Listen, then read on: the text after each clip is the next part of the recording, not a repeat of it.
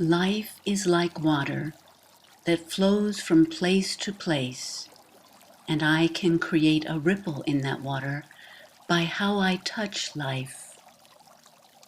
What kind of ripples will I create today? Will I nurture others, encourage others, feed others, create something that inspires others?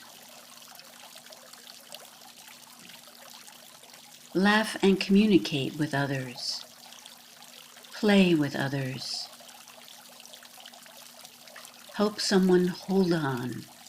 And how will I also remember to feed and nurture myself? Today, I will notice what kind of ripples I create.